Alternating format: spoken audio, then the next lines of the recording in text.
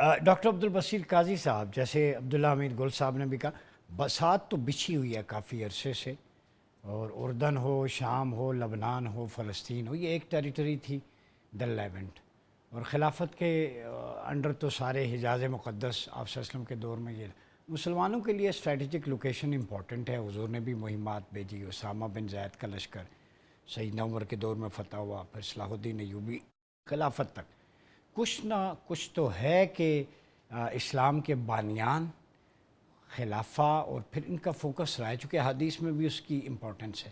تو کیا مسلمانوں کو نہیں پتہ کہ اتنی جس پہ اتنا ایمفیسائز کیا گیا خطے پہ، جس کا قرآن میں ذکر ہے، حدیث میں، اس کو ہم کہیں بلا تو نہیں بیٹھے؟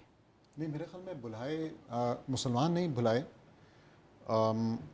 حکومتیں ہماری آپ جانتے ہیں ان کے بارے میں کیا کہنا، لیکن مسلمان جو ہیں انہی کے میں سمجھتا ہوں جاگ جانے کے ڈر سے، اسی طریقے سے ویسٹ کے نظام کے ایکسپوز ہو جانے کے ڈر سے، اور کتنا ایکسپوز ہو، کتنا جو ہے نا ننگا ہو کے سامنے آئے، ایپسٹین فائلز ہم نے دیکھ لیں، یو این کا جو بے نقاب چہرہ ہم نے دیکھ لیا، جو جینوسائیڈ ہے وہ وہاں پہ ہم نے دیکھ لیا۔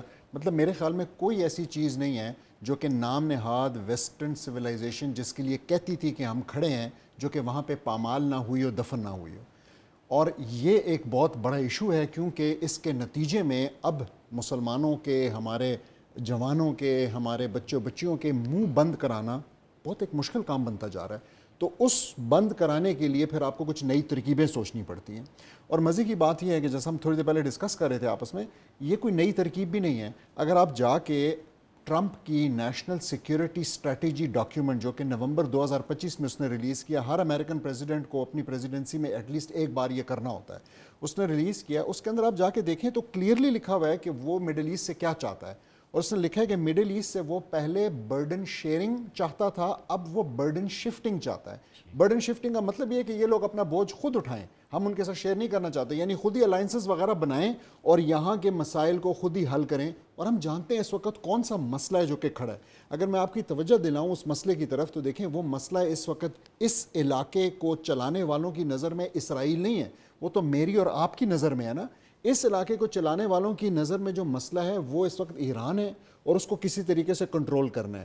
اور جب میں کہتا ہوں کہ یہ مسئلہ ہے تو آپ دیکھیں، بی بی سی ویریفائی یہ کہتی ہے کہ 20 امریکن بیسز جو ہیں اس مڈل ایسٹ کے اندر تباہ کیے ایران نے۔ نیو یارک ٹائمز کی رپورٹ کہتی ہے کہ 12 ان میں سے ان انہیبیٹیبل ہو گئے۔ واشنگٹن پوسٹ کہتا ہے کہ ہم نے سیٹلائٹ امیجری کو انالائز کیا، 228 جو ہے نا سائٹس کے اوپر 228 جہاز یا اس قسم کے ویپنری کے اوپر انہوں نے مارا ہے۔ 228 کا نمبر، اس میں بیرکس شامل ہیں، اس میں ڈیفنس کے سسٹم شامل ہیں، اس میں جہاز شامل ہیں۔ آپ کی سی این این کی رپورٹ اور امریکن انٹرپرائز انسٹیٹیوٹ کہتا ہے کہ ان کے جو انٹرسیپٹرز ہیں وہ 80% یوز ہو گئے ہیں، اور خطرناک حد پہ، یعنی ایک طرف ابھی چین اسی طریقے سے کھڑا ہے، ایک دشمن روس ایک دشمن ہے، اور وہ کہہ رہے ہیں کہ ان کے انٹرسیپٹرز جو ہیں وہ خاص کر جو تھرڈ انٹرسیپٹرز ہیں 80% ختم، 20% صرف رہ گئے ہیں۔ باقی آپ ان کے دیکھیں، ان کے جو ریپر ڈرون ہیں MQ-9 جس کو کہتے ہیں، رپورٹس بتا رہی ہیں کہ اس میں سے 25% تباہ ہو چکے ہیں۔ دیٹس اے ہیوج نمبر، تقریباً 45 کا نمبر آتا ہے، یعنی ٹوٹل 195، 45 کہتے ہیں جی ایران نے تباہ کر دیے۔ اس ساری سچویشن کے اندر 3 ان کے جرنیل جو ہے ایک دن پہ ریزائن کرتے ہیں، جس میں چیف آف آرمی سٹاف امریکہ کا شامل ہے۔ یہ حالات بنتے ہیں، اور پھر ہم دیکھتے ہیں رسپائٹ جو ہے نا کہاں سے ملتی ہے، کیا ہوتا ہے۔ میرے خیال میں we need to add up 2+2۔ Doctor صاحب، جو آپ صلی اللہ علیہ وسلم کی ایک روایت ہے، میں اس پہ سوال مختصراً چاہوں گا، وقت کم ہے، کہ ایک گروہ القدس کے اطراف میں قیامت تک لڑتا رہے گا، سارے مل بھی جائیں انہیں رسوا نہیں کر سکے گا، وہ فتح ہوں گے، شہید ہوں گے، روز محشر وہیں سے اٹھائے جائیں گے، سیدھے جنت میں جائیں گے۔ تو اس گروہ کو تو رسول اللہ کی بشارتیں، اس کانٹیکس میں آج مڈل ایسٹ کی سچویشن کو کیسے دیکھیں؟ میں اس ساری چیز میں نا ایک بات کہنا چاہوں گا کہ ہم جب گروہ سوچتے ہیں تو ہمارے ذہن میں کچھ ایسا کر دیا گیا ہے کہ ہمارے ذہن میں ملیشیاز آتی ہیں۔ میں آپ سے سوال کرتا ہوں لسنر سے بھی کہ ہمارے ذہن میں فوجیں کیوں نہیں آتی مسلمانوں کی؟ گروہ سے مراد ملٹری فورسز بھی ہو سکتی، کنٹریز بھی ہونی ہو چاہیے سکتی، نا، کیونکہ ریالٹی یہ فوج ذہن میں آنی چاہیے۔ تو سوال پھر یہ اٹھنا چاہیے کہ کون سے ملک کی فوج ذہن میں آتی ہے۔ اب میں آپ سے سامنے رکھتا ہوں پھر سے، کیونکہ کانٹیکسٹ جو ہے وہ اس مکہ پیکٹ کا ہے، کہ آپ مجھے بتائیں اور اکٹھے بھی سب نے ایلیا میں ہونا ہے ایسا ہی ہے اس کے مقابلے میں دجال کے آرمگڈون میں جو لڑی جانی ہے. بالکل. تو ابھی جو کرنٹ جو سٹیٹس ہے آپ مجھے بتائیں ترکی جو ہے وہ تو نیٹو کا ممبر ہے, تو کیا واقعی ہم میں سے کوئی یہ سوچ رہا ہوگا کہ ترکی کو کوئی خطرہ ہے اسرائیل سے, جس وجہ سے وہ ایسا کر رہا ہے, جس وجہ سے ترکی جو ہے اس میں جوائن کی ہے. اسی طریقے سے سعودی عرب, اگر ہم سوچتے ہیں کہ ہمارے لیے یہ ہوا ہے نا کہ ہمیں خطرہ ہے, تو پھر جب بات آتی ہے ہمیں تو انڈیا سے خطرہ, تو جب بات آئی تو سعودی نے تو بڑا کلیئرلی کہہ دیا کہ ہمارے ان کے ساتھ ٹائز ہیں اور ہم جو ہے نا اس میں ہم کوئی سائیڈ لینے والے نہیں ہیں. تو پھر پیچھے ایک ملک رہ جاتا ہے سعودی عرب. اب میں آپ سے پوچھتا ہوں سعودی عرب کو واقعی اس وقت کس سے خطرہ ہے؟